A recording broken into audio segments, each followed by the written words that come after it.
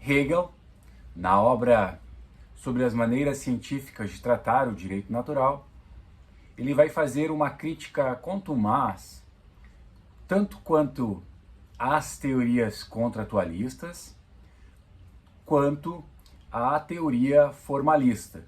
Ou seja, vai fazer uma crítica a Locke, Hobbes, Rousseau, Pufendorf e, por outro lado, nessa perspectiva da formalidade, ele vai fazer então uma crítica forte ao formalismo kantiano e fichtiniano. Bom, se por um lado Hegel vai criticar então as teorias contratualistas ou a teoria contratualista, mostrando que ela é de fato um tipo de empirismo, porque acaba tomando a realidade na sua multiforma, e dessa multiforma acaba pegando, ao azar ou à escolha arbitrária algum elemento para dar unidade a essa multiforma, para daí então dessa unidade criar, vamos dizer assim, um elemento racional para explicar então como funciona o direito natural e a partir do qual seja possível fundamentar o direito e dar aí vamos dizer assim, um contorno de racionalidade. Então essa é a crítica que o Hegel faz às teorias, à teoria contratualista, vamos colocar todos aqui porque cada um tem a sua diferença, É o caso de um elemento que se pega ao azar, à arbitrariedade, é o caso do estado de natureza. O estado de natureza, então, é um elemento que se toma para dar aí o pontapé inicial, ou seja, se entende dentro desse estado de natureza um tipo específico de homem, alguns vão diferir, mas acabam sendo todos com esse elemento de estado de natureza. Então, para dar unidade a essa multiforma, se toma alguns elementos, Até cita, por exemplo, na família se pega, por exemplo, a questão de criar os filhos como um ponto fundamental da família. Então, se toma dessa multiplicidade de coisas empíricas algo para dar unidade. Bom, esse é o lado, vamos dizer assim, então, da crítica voltada para a teoria contratualista. Por outro lado, nós temos, então, a crítica feita ao formalismo. E aqui, por outro lado, se não há multiplicidade para chegar a uma unidade, parte de uma unidade pura, aqui obviamente ele está fazendo uma menção à razão pura kantiana, à razão prática kantiana sobremaneira, porque aqui nós temos apenas uma forma unificada, a partir da qual vai tentar então construir aí a realidade ou apontar qual a direção da realidade. Como solução então daquilo que Hegel chama da autoconsciência geral da razão e a consciência individual do indivíduo, ou a universalidade da liberdade e a singularidade da liberdade individual, segundo ele, vai ser resolvido, então, como Kant coloca lá na metafísica dos costumes, na introdução, onde vai fixar o direito à faculdade de coagir. Então, a coação e direito são uma e mesma coisa, segundo Kant fala. Ou seja, a coação ela é encontrada, para Kant, como um processo analítico. Ou seja, você não precisa sair do próprio conceito de direito para entender a necessidade da coação ou entender que a coação faz parte do direito. Bourgois, que é um grande especialista em Hegel, ele vai afirmar que esse formalismo jurídico kantiano vai ser uma universalização abstrata da realidade. Veja, se tenta universalizar a realidade, que por definição é difícil de ser, obviamente, universalizada, considerando todas as suas perspectivas, enfim, tudo que a realidade nos mostra no sentido de que ela é multifacetada. Bom, Bourgois vai falar então que essa abstração da abstração da realidade, ela vai gerar três vieses. Primeiro é a moralização do direito, no segundo nós vamos ter uma abstração do direito e terceiro nós vamos ter uma privatização do direito. Em relação à moralização do direito, então, Hegel vai dizer que essa teoria formalista, ou melhor dizendo, essa interpretação de Bourgois de Hegel, vai dizer que essa moralização do direito, na verdade, associa o direito à moralidade e essa razão formalista, de tal modo que deixa à revelia do próprio sujeito, um sujeito solitário, a decisão, então, do que fazer. Então, essa é o primeiro tópico de crítica que o próprio Bourgois vai dirigir aí a Kant.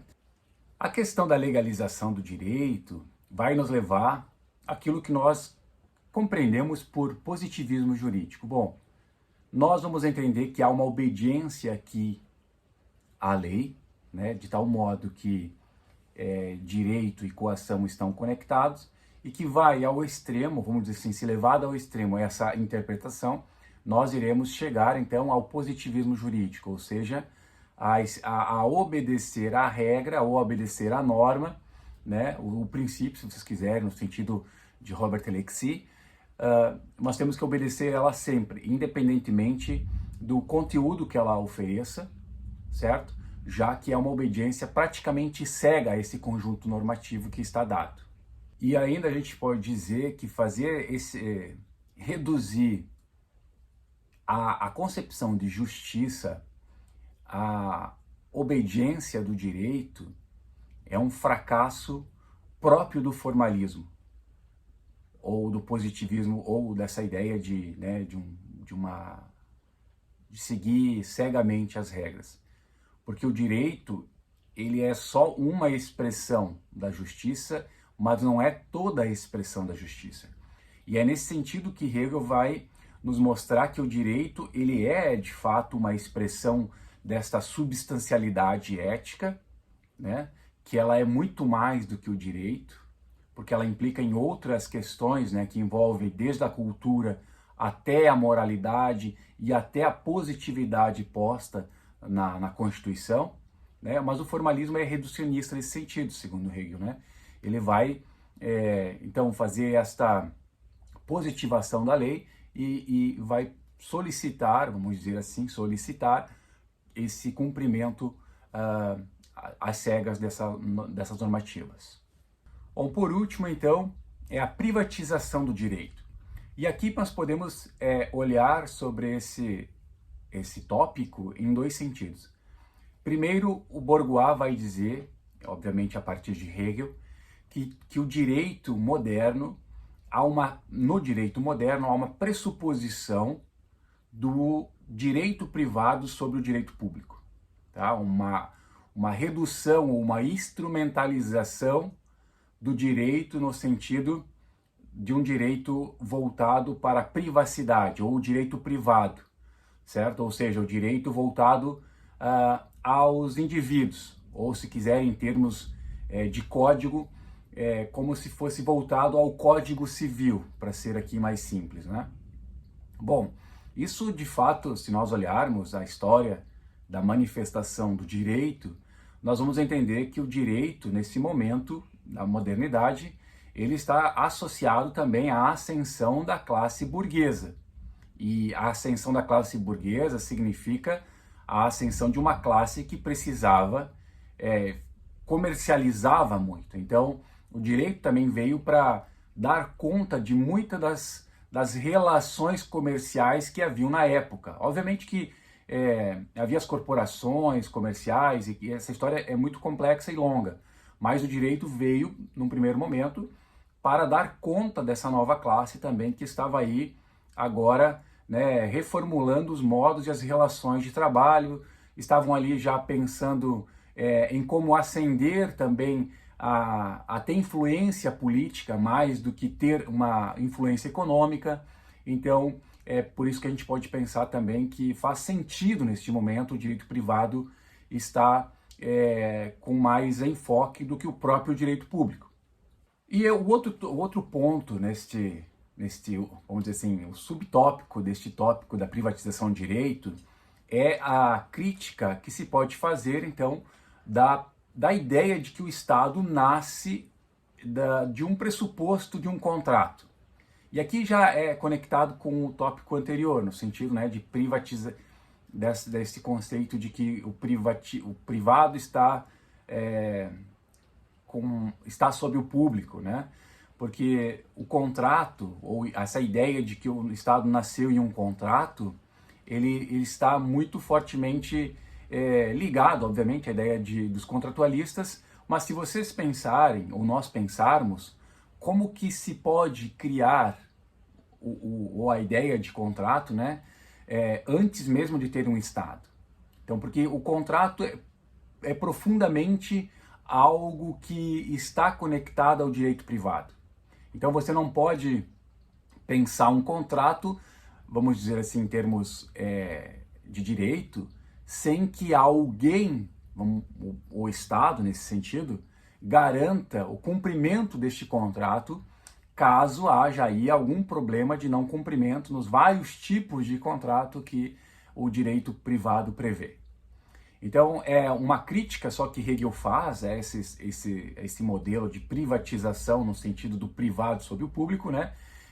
Colocando então aí o tópico sobre o privado sobre o público nesse sentido, e agora também essa ideia de contrato vem antes do que o próprio Estado. Bom, dito isso, o que o Hegel quer mostrar?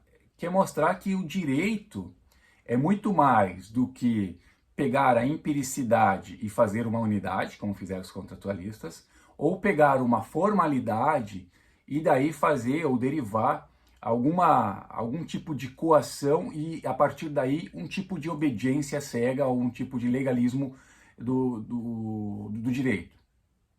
O direito é muito mais do que isso. O direito é só uma forma de manifestação da substancialidade ética, o que ele chama de Sittlichkeit, né? E o direito faz parte desta substancialidade ética. Ou nós podemos imaginar o seguinte, como que o espírito brasileiro, ou seja, quem nós somos enquanto país, enquanto povo, como nós podemos manifestar esse espírito. E o direito, por si só, ele não manifesta isso. É isso que o Hegel vai dizendo. O direito é uma forma de manifestação, sim, mas tem muitas outras formas que demonstram a nossa substancialidade ética, ou este espírito que nós somos enquanto povo brasileiro. A cultura, a língua, a expressividade, a receptividade, a música, o clima, tudo isso faz parte dessa substancialidade ética, de tal forma que ela precisa e define o tipo de povo que nós somos. Então, por isso que o Hegel está fazendo toda essa crítica ao direito contratualista e ao direito formalista kantiano.